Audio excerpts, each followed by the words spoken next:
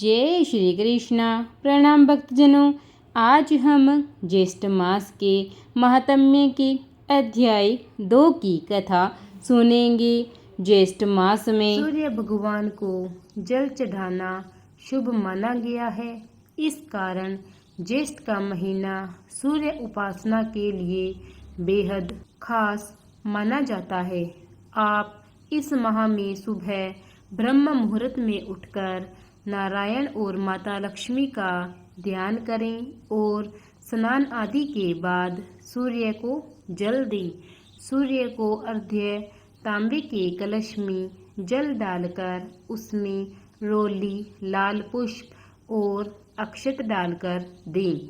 इससे व्यक्ति का मान सम्मान बढ़ता है, बेहतर नौकरी की प्राप्ति होती है, जीवन की तमाम समस्याओं का अंत होता है और जीवन में सकारात्मकता आती है। आइए प्रतिदिन प्रातःकाल स्नान करके ज्येष्ठ मास का महात्म्य सुने। ज्येष्ठ मास के महात्म्य में 23 अध्याय हैं। मैं प्रतिदिन एक अध्याय आपको सुनाऊंगी। इसी कड़ी में आज मैं आपको ज्येष्ठ मास का दूसरा अध्याय ब्राह्मण मोक्ष महात्म्य की कथा सुनाऊंगी। स्कंद जी कहने लगे कि हे ऋषियों, ज्येष्ठ मास में देवताओं की संतुष्टि के निमित्त प्रतिदिन ब्राह्मणों को दही और चावल का दान देना चाहिए। चावल और दही के दान की महिमा कहने में शिवजी भी असमर्थ हैं। फिर भी लोकहित और कल्याण के लिए मैं आपसे कुछ कहता हूँ। हे विप्र लोगों, अलंकपुरी में गौतम नाम का एक ब्राह्मण रहता था। वह धर्मशास्त्रों और पुराणों का ज्ञाता परंतु द्रव्यहीन और महादुखी था। उसने अपने कुटुंब के पालन पोषण के लिए समस्त कर्मों को किया और शुभ तथा अशुभ फलों को जानता हुआ भी वह हर प्रकार के दान को ले लेता था। फिर चोरों का साथी होकर चोरी करके भी जीविका करता रहा, परंतु फिर भी जब उसे कुछ धन प्राप्त न हुआ तो वह दूसरे देश को चला गया। समस्त कुटुंब को त्याग कर वह पाप बुद्धि बलि में दिए गए प्रेत पिंड की जीविका को शुद्धा से आतुर होकर करने लगा। इस प्रकार शमशान में रहकर बलि खाने वालों के साथ सब करने को त्याग बलि भोजन करने लगा और शक्तिहीन वृद्धावस्था से जीर्ण तथा क्षीण आयु हो गया। भोजन करने पर उच्छिष्ट पात्रों को तथा समस्त बलिदान देकर उसने अन्न को काकों तथा दूसरे पक्षियों को देकर स्वेच्छा से उस ब्राह्मण ने स्वयं भी भोजन किया। इस प्रकार ज्येष्ठ मास में उसने बलिदान किया, किंतु बिना कुछ जाने किया। जब इस पुण्य कर्म के पश्चात कुछ दिनों में उसकी मृत्यु हो गई, तब यमदूत ने आकर उसको पाश में बांध लिया और जब उसको यमलोक में ले जाने लगे तब वह रोने लगा। उसके रोने पर यमदूत उसको मुद्गरों से मारने लगे, परंतु इसी बीच में विष्णु भगवान के दूत वहां आ गई। विमान पर सवार उन विष्णु दूतों ने यमदूतों को अलग हटा दिया और दिव्य देह धारी उस ब्राह्मण को विमान पर बिठाकर स्वर्गलोक में ले गए। यमदूत उस ब्राह्मण का सब वृतांत कहने के लिए यमराज के पास गए और कहने लगे कि हे प्रभु, जब हम उस ब्राह्मण को लेने के लिए उसके समीप गए तब वहां विष्णु गणों ने आकर हमको खूब मारा, क्योंकि वे लोग स्वामी से युक्त हैं और हम नाथहीन हैं। अब हम लोग क्या करें? आज से आपकी सेवा नहीं करेंगे। दूसरे व्यापक स्वामी के पास जाते हैं।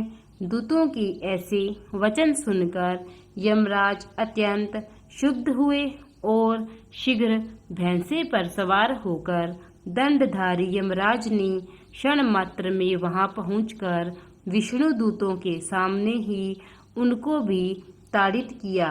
वे सब विष्णु दूत विमान छोड़कर भाग गए। उन्होंने रमापति विष्णु के पास जाकर सब समाचार निवेदन किया।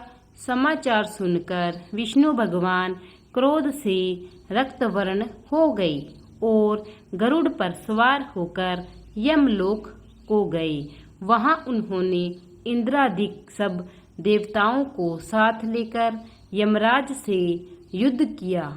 तब देवता लोग यमदंड से अत्यंत पीटे जाने पर 10 दिशाओं में भाग गए। उस समय भगवान विष्णु क्रुद्ध होकर चक्र से यमराज का वध कर दिया। तब देवताओं ने ब्रह्मा जी को आगे कर भगवान विष्णु की स्तुति की। तब स्तुति से प्रसन्न होकर भगवान ने यमराज को जीवित कर दिया। धर्मराज ने भी उस समय भगवान विष्णु को प्रणाम करके कहा कि हे भगवान, मेरे अपराध को क्षमा करें। उसके पश्चात ब्रह्मादिक सब देवता अपने अपने स्थान को चले गए। तब अज्ञानवश उस ब्राह्मण ने दही और चावल का जो दान किया था, भगवान ने उसके प्रभाव का वर्णन किया है। यह अज्ञातवश ज्येष्ठ मास में दही चावल के दान का फल है। यदि जानकर श्रद्धा से दान किया जाए तो उसका तो कहना ही क्या है। अतः प्रत्येक उपाय से ज्येष्ठ मास में द्विज जातियों को प्रतिदिन दही और चावल का दान करना चाहिए तथा प्रतिदिन ब्राह्मणों के चरण धोकर सुगंधित चंदन से उनका पूजन करना चाहिए और सुगंधित पुष्पमाला, विविध प्रकार के पान की, आम का पन्ना, लस्सी और शरबत आदि से सत्कार करना चाहिए और स्वयं सुगंध युक्त होकर पंखे से हवा करें। ऐसा करने से हमारे कोई गलतीवश किए हुए पाप सब नष्ट हो जाते हैं और भगवान विष्णु हमसे प्रसन्न होते हैं। हे ब्राह्मणों, इस प्रकार जो ज्येष्ठ मास में स्नान, दान और पूजन आदि करते हैं, वे लोग परम गति को पाते हैं। प्रेम से बोलिए विष्णु भगवान की जय, सूर्य देव की जय। आइए अब हम भगवान विष्णु की आरती करते हैं। ओम जय जगदीश हरे, स्वामी जय जगदीश हरे। भक्त जनों के संकट क्षण में दूर करी। ओम जय जगदीश हरे। जो ध्यावे फल पावे, दुख बिन से मन का। सुख संपत्ति घर आवे, कष्ट मिटे तन का। ओम जय जगदीश हरि। माता पिता तुम मेरे, शरण गहूँ मैं किसकी। तुम बिन और न दूजा, आस करूँ मैं जिसकी। ओम जय जगदीश हरि। तुम पूर्ण परमात्मा, तुम अंतर्यामी। पार ब्रह्म परमेश्वर, तुम सबके स्वामी। ओम जय जगदीश हरि। तुम करुणा की सागर, तुम पालन करता। मैं मूर्ख खल कामी, कृपा करो भरता। ओम जय जगदीश हरि। तुम हो एक अगोचर सबके प्राणपति। किस विधि मिलूं दया में मैं तुमको मैं कुमति। ओम जय जगदीश हरि। दीन बंधु दुख हरता तुम ठाकुर मेरे। अपने हाथ उठाओ द्वार पड़ा मैं तेरी। ओम जय जगदीश हरि। विष विकार मिटाओ पाप हरू दीवा। श्रद्धा भक्ति बढ़ाओ संतन की सेवा। ओम जय जगदीश हरि। तन मन धन और संपत्ति सब कुछ है तेरा। तेरा तुझको अर्पण क्या लागे मेरा। ओम जय जगदीश हरि। जगदीश्वर जी की आरती जो कोई नर गावे। कहत शिवानंद स्वामी मन वांछित फल पावे। ओम जय जगदीश हरि। प्रेम से बोलिए विष्णु महाराज की जय। प्रिय भक्तजनों, आज मैंने ज्येष्ठ मास के महात्म्य की दूसरे दिन की कथा आपको सुनाई है। अगर आपको अच्छी लगी हो तो इसे लाइक और शेयर ज़रूर कीजिए और मेरे चैनल को सब्सक्राइब कीजिए और बेल आइकन दबा दीजिए ताकि नित्य सर्वप्रथम आपको मेरी कथाएं मिल सके।